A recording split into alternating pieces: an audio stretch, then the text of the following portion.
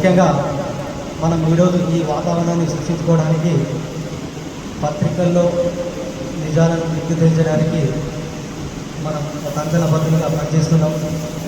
సమాజంలో ప్రభుత్వానికి ప్రజలకు మధ్య వారధిగా ఉంటూ వారి సమస్యలను, ప్రజా సమస్యలను ఎప్పటికప్పుడు ప్రభుత్వం దృష్టికి తీసుకుపోతూ ప్రభుత్వాన్ని ఒక సన్మార్గంలో నడిపించే విధంగా ఒక వంతుగా మన వంతు బాధ్యతగా పనిచేస్తున్నాం. మనం మరొక విషయం ఏంటంటే ఈరోజు ఈ కార్యక్రమానికి పెట్టుకునేది ఏంటంటే మన పత్రికా సోదరులు వారు రాసిన చిన్నపాటి వార్తలకు పెద్ద పెద్ద సమస్యలు పరిష్కారం అయ్యే దిశగా అడుగులు వేశాయి.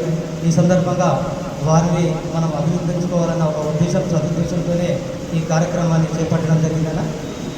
ఈ కార్యక్రమానికి మన సీనియర్లు జూనియర్లను కాకుండా పిట్ట కొంచెం కూతగలమన్నట్టుగా చిన్న పత్రికలైనా కానీ వారు రాసే శైలిని బట్టి మంచి మంచి ఎన్నో కోట్లలో కబ్జాలను కానీ అవినీతి అక్రమాలను కానీ బట్టబయలు చేసిన దాఖలాలు ఎన్నో ఉన్నాయన్న. మన నవనాథపురం ప్రెస్ క్లబ్ సభ్యులు నిబద్ధతతో, క్రమశిక్షణతో, ఒక పట్టుదలతో నిష్ణాతులుగా వార్తా సేకరణలో ముందుకున్నారన్న.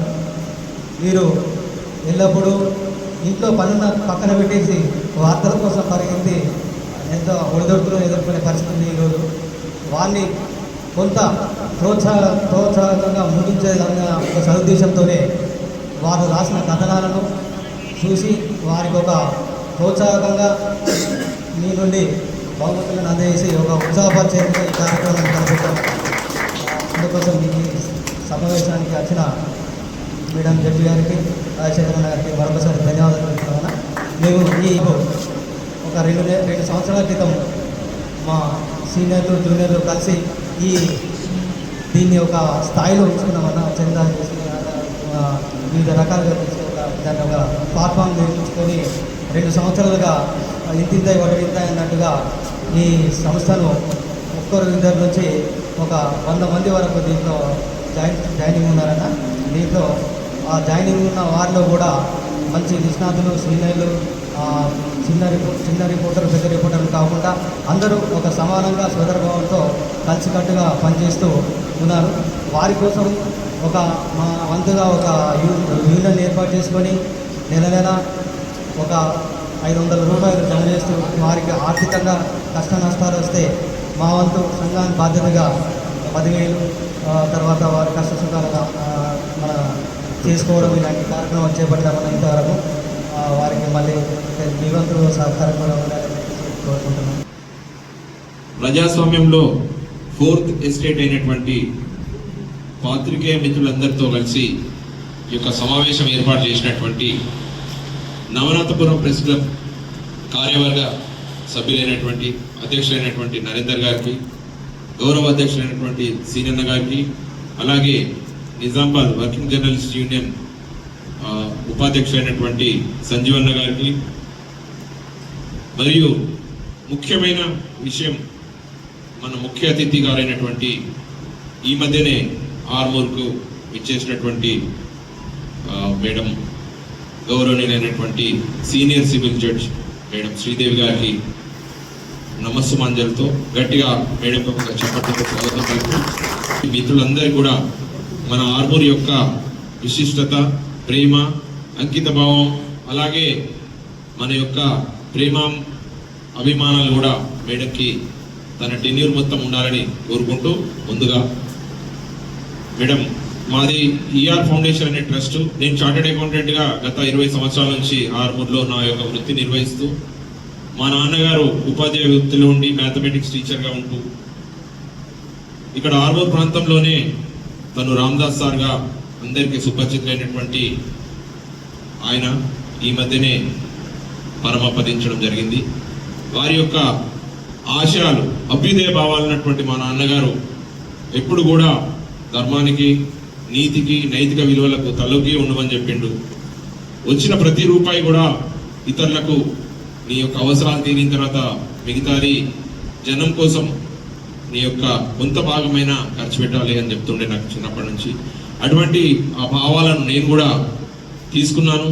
నాతో పాటు లైక్ మైండెడ్ ఉన్నటువంటి అన్నలు రాంప్రసాద్ అన్న, రామచంద్ర అన్న, చందు అండ్ గంగామోహన్ నా క్లాస్మేట్ అయినటువంటి వారు కూడా నాతో పాటు ఈ యొక్క సమతావాదంతో ముందుకెళ్తున్నాం మేడం.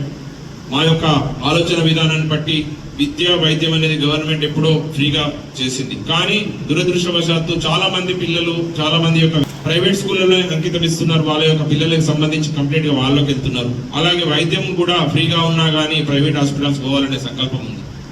కానీ కొంతమంది మహనీయులు మాత్రం వారి యొక్క పిల్లల్ని మంచి స్కాలర్స్, మంచి ఇంటలెక్చువల్స్ అయినటువంటి స్కూల్లో ఉన్నటువంటి అటువంటి మంచి ఉపాధ్యాయుల దగ్గర చదివించాలని నాకు ఆలోచన ఉంది. పై హంగులు కాకుండా విండో డ్రెస్సింగ్ చేసుకున్నటువంటి ఇటువంటి స్కూల్లో కానీ అలాగే పెద్ద పెద్ద కార్పొరేట్ హాస్పిటల్లో మెరుగైన వైద్యం, మెరుగైన విద్య దొరుకుతుందని పోతున్నారు. కానీ ఆ వాటికి ఎటువంటి డోకా లేకుండా అవి నడుస్తున్నాయి. కానీ పేదవాడి యొక్క లైఫ్ స్టైల్ అలాగే ఉండిపోతుంది. కానీ వాళ్ళకి ప్రేరణ ఇచ్చే దిశగా మనం ఉందామన్న ఆలోచనతో ఆకలైన వ్యక్తికి భోజనం పెట్టడంలోనే తృప్తి, వాడిపోతున్నటువంటి మొక్కలకు నీరు పోస్తే తృప్తి. ఈ కష్టాలు వచ్చినప్పుడే దేవుడు కాదు, ప్రార్థించే పెదాల కంటే సహాయం చేసే చేతులు గొప్పయి అని మా యొక్క ఆలోచన విధానంతో మేడం మేము ముందుకెళ్తున్నాం. మిత్రులందరికీ కూడా నేను అదే విన్నపం చేస్తున్నా. నా ప్రొఫెషన్ మంచి హ్యాపీగా జరుగుతున్న టైంలోనే సమాజానికి సంబంధించినటువంటి సామాజిక స్పృహ ఉండాలా. ప్రతి ఒక్కరికి కూడా తన పక్కవాడు బాధపడుతున్నప్పుడు మనం కూడా ఒక చేయుతనేసి వాడికి సహాయం చేయాలన్న ఒక ఆలోచనతో సంకల్పం మైండ్లో ఉన్నప్పుడు తప్పకుండా ఈ సమాజం సమతా వృద్ధిలోకి వస్తుందని చెప్పి నమ్మిన నాకు చదువు చెప్పినటువంటి గురువులు కానీ పెద్దలు కానీ ఇలాంటి మేధావి వర్గానికి సంబంధించినటువంటి ఆఫీసర్స్ కానీ న్యాయ వ్యవస్థను రక్షిస్తున్నటువంటి మేడం వాళ్ళ యొక్క స్ఫూర్తిని పొంది నేను కూడా సమాజంలో ఒక భాగంగా ముందుకు పోతున్నాను. లక్కీలీ నాకు అన్నలు తమ్ములు అందరూ అయినటువంటి ఈ యొక్క సమాజంలో ఒక పేపర్ వచ్చిందంటే దాంట్లో 4 రకాలు ఉంటాయి. ఒకటి గవర్నమెంట్ సంబంధించింది కానీ లేదంటే ప్రజలకు సంబంధించింది కానీ ఆటోమేటిక్ గా మనకి ఏవైతే కాన్సెప్ట్ ఉంటుందో వాటి యొక్క యాజిటేషన్ వార్తలు సేకరించడం. రెండవది సందేశాత్మక సంబంధించినటువంటి ఇన్స్పిరేషన్ సంబంధించిన వార్తలు రావడం. నెంబర్ 3 ఏంటి, క్రైమ్ సంబంధించిన వార్తలు. నెంబర్ 4 సంబంధించిన వార్తలు. నేనేమంటున్నానంటే లో కూడా ఏం జరుగుతుందో ఇమ్మీడియట్ గా సోషల్ మీడియా ద్వారా కానీ పత్రికా రంగం ద్వారా కానీ ప్రింట్ కానీ ఎలక్ట్రానిక్ మీడియా ద్వారా ఆటోమేటిక్ గా ప్రజల వద్దకు చేరిపోతుంది. ఇంతకుముందు మన తెల్లారి పేపర్ వచ్చేదాకా మన ఎస్ఎస్సీ తెలిసేది కాదు, మన యొక్క రేపు వార్తలు ఏం జరిగిందో తెలిసేది కాదు, గవర్నమెంట్ ఏ నిర్ణయం తీసుకుందో తెలిసేది కాదు. రేడియో ప్లస్ దీనిపైన ఆధారపడ్డాం. అత్యధికంగా కమ్యూనికేషన్ వ్యవస్థ అభివృద్ధి చెందింది, సోషల్ మీడియా వచ్చింది. కానీ సోషల్ రెస్పాన్సిబిలిటీ కూడా పెరగాలన్న సంకల్పంతో ప్రతి ఒక్కరు కూడా ఇక్కడ ఉన్నటువంటి ప్రతి ఒక్క వ్యక్తి మీద గురుతరమైనటువంటి బాధ్యత ఏ రకంగా ఉందంటే నిజాయితీగా పబ్లిష్ చేసిన వార్తలకు అంత ఎత్తున ప్రేమ ఉంటుంది. దానిపైన నిజాయితీగా ఆఫీసర్లు స్పందిస్తారు. అలాగే ఏదైనా వెలికి తీయలేని ఏదైనా తప్పు జరిగింది ఉంటే అది ప్రజల దృష్టికి తీసుకురావడం వల్ల అటువంటి వ్యక్తులు అటువంటి దుర్మార్గాలు కానీ అఘాయిత్యాలు కానీ అవినీతిని కానీ వెలికి తీసే బాధ్యత మన అందరి పైన ఉంది.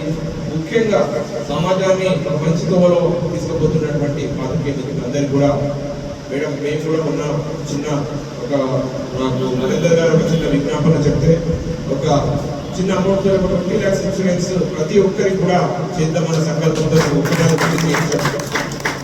ఆలోచన పెద్దది, ఆచరణ అనేది కూడా చాలా పెద్దది. ఇంకా దానికంటే చెప్పే మాటలు కావు.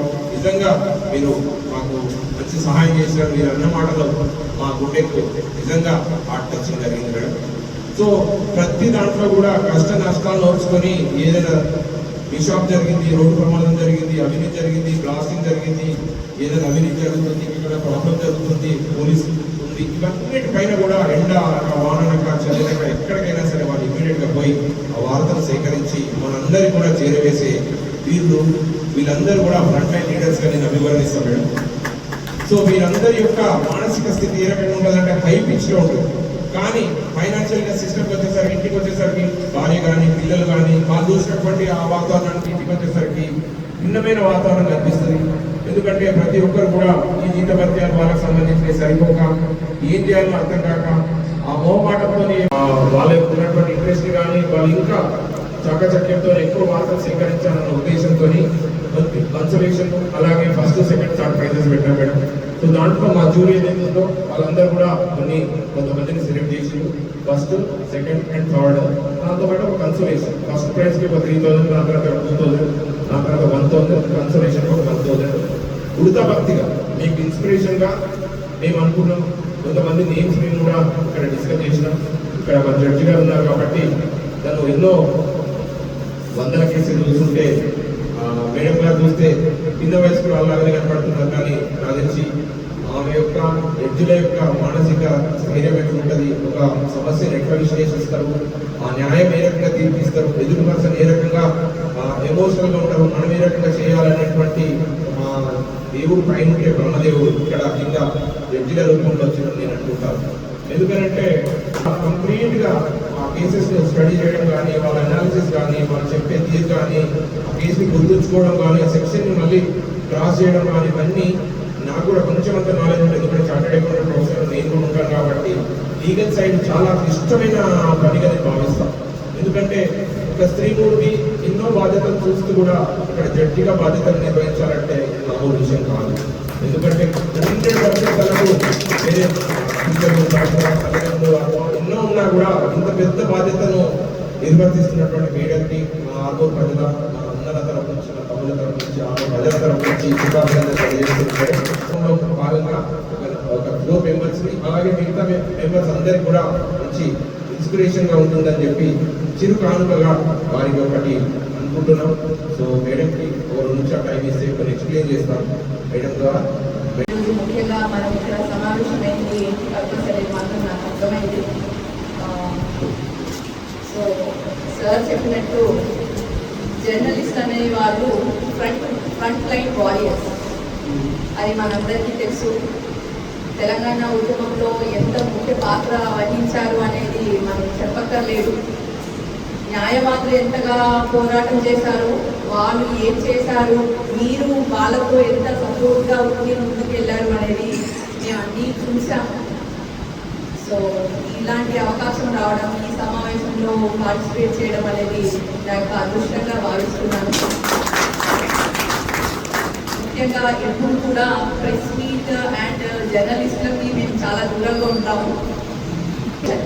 నా వృత్తి అలా ఉంటుంది కాబట్టి నేను పబ్లిక్లోకి రాకుండా 4 కార్నర్స్లో ఉంటూ కోర్టు, ఛాంబరు, ఇల్లు తప్ప వేరే తెలియకుండా ఉండాల్సిన పరిస్థితి.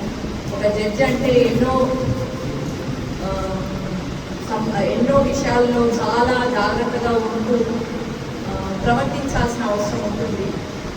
ప్రొఫెషనల్ లైఫే కాదు, పర్సనల్ లైఫ్లో కూడా అన్ని రిస్ట్రిక్షన్స్ ఉంటాయి మాకు.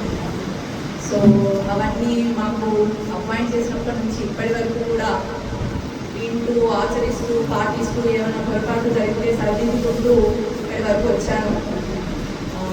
ఇవాళ ఈ సమావేశానికి నన్ను ఇన్వైట్ చేసి నాకు ఇలాంటి అవకాశం ఇచ్చినందుకు చాలా ధన్యవాదాలండి. ఈ నవనాథపురం ప్రెస్. సో మొత్తానికి ఫైనల్గా నేను నేర్చుకున్నాను. పొద్దున నేను బెంచ్కి వెళ్ళే ముందర వచ్చారు, బెంచ్కి వెళ్ళేసి అప్పుడే వచ్చాను, మళ్ళీ బెంచ్ పనిలో ఉన్నప్పుడే వచ్చి కలిశారు కాబట్టి పెద్దగా ఇంటరాక్షన్ ఏర్పడలేదు నాకు. తర్వాత కొంచెం ఇన్పుట్స్ వచ్చాయి నాకు. సో ఈజ్ క్లబ్ అసోసియేషన్ అనుకోవచ్చు, విలేకరుల అసోసియేషన్ అనుకోవచ్చు. మీ మంచి చెడు చూసుకోవడానికి మీలో కొంతమంది ఒక క్లబ్ లాగా ఫామ్ అయిపోయి మీ మంచి చెడు చూస్తున్నారు. దానికి రాజశేఖర్ లాంటి సార్ వాళ్ళంతా కూడా మీకు చేయూతనిస్తూ ఒక ఎన్జిఓగా ఉంటూ వర్క్ చేస్తున్నారు. సో ఇది చాలా గొప్ప విషయం సార్. చాలా విషయాలు చెప్పారు. నిజంగా మనుషులు అనే వాళ్ళందరూ కూడా సామాజిక స్ఫూర్తితో ఉండాలి అనేది చాలా గొప్ప విషయం. అది ఇక్కడ ఉన్న వాళ్ళందరిలో కనపడుతుంది. నాకు చాలా సంతోషంగా ఉంది ఆ విషయంలో. ముఖ్యంగా విలేకరులు అనే వాళ్ళైతే వాళ్ళకి ఎమోషనల్గా చాలా ఆవేశంతో ఉంటారు. నేను అబ్జర్వ్ చేసినంత వరకు సొసైటీలో ఏదైనా జరిగితే అది మంచి విషయం కానీ చెడు విషయం కానీ ఎక్స్ప్రెస్ చేయాలి. అంటే మరి freedom of speech and expression అనేది కదా మన కాన్స్టిట్యూషన్ చెప్తుంది. చేయలేకపోవచ్చు చాలాసార్లు, but as journalist you have that freedom. ఏదైనా ఎక్స్ప్రెస్ చేసే అవకాశం ఉంది. సో నా రిక్వెస్ట్ ఏంటంటే ఈ అవకాశం ఉంది కాబట్టి మనందరం కూడా మంచిని ముందుకు తీసుకెళ్తూ, చెడుని ఖండిస్తూ, ఉన్నది ఉన్నట్టుగా చూపిస్తూ, ఏంటి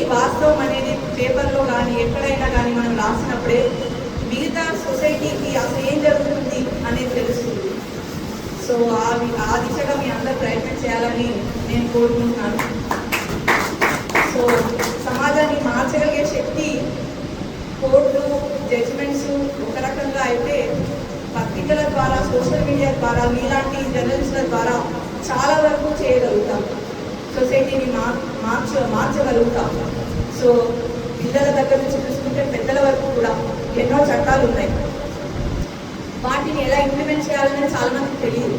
చట్టంలో ఏమున్నాయో తెలియకుండానే, ఇది ఒకటి నేరం అని తెలియకుండానే నేరం చేసే పరిస్థితుల్లో ఉన్నారు చాలా మంది ప్రజలు.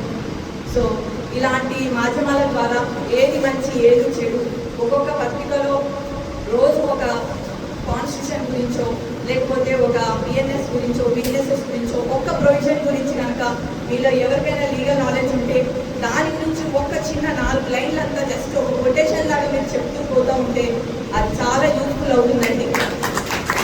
సో ఆ పరంగా మీరందరూ కృషి చేయాలని కోరుకుంటున్నాను. అలాగే ఈ ప్లాట్ఫామ్లో నాదొక చిన్న విన్నపం. నేను as a senior civil judge ఆర్మూర్లో మండల్ లీగల్ సర్వీసెస్ కమిటీ చైర్పర్సన్లో కూడా వర్క్ చేస్తాను. ఇది నాది ఇంకొక రోల్. లీగల్ ఎయిడ్ ఇస్తాం, అంటే లీగల్ సర్వీసెస్ ప్రొవైడ్ చేస్తూ ఉంటాం. ఎవరికైతే బీద వాళ్ళు ఉంటారో, ముసలి వాళ్ళు ఉంటారు, ఆడవాళ్ళు, పిల్లలు, వీళ్ళందరికీ కూడా ఉచితంగా న్యాయ సహాయం అందజేస్తాం. అలాగే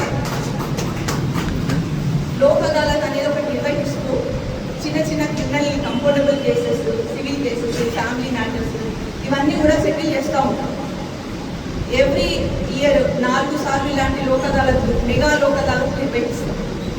ఈ జూన్ 14వ తారీఖున మెగా లోక్ అదాలత్ ఒకటి నిర్వహిస్తున్నాం. సో మీ పత్రికల ద్వారా వాటికి వైడ్ పబ్లిసిటీ కావాలని నేను కోరుకుంటున్నాను. ఆ లోక్ అదాలత్లో క్రిమినల్ కంఫర్టబుల్ కేసెస్, అంటే రాజీ తగబడ్డ అన్ని క్రిమినల్ కేసులు, సివిల్ కేసులు, bank cases, NIR cases, family matters, motor accident vehicles cases, చిన్న చిన్న ట్రాఫిక్ కేసెస్ ఇవన్నీ కూడా సెటిల్ చేస్తారు.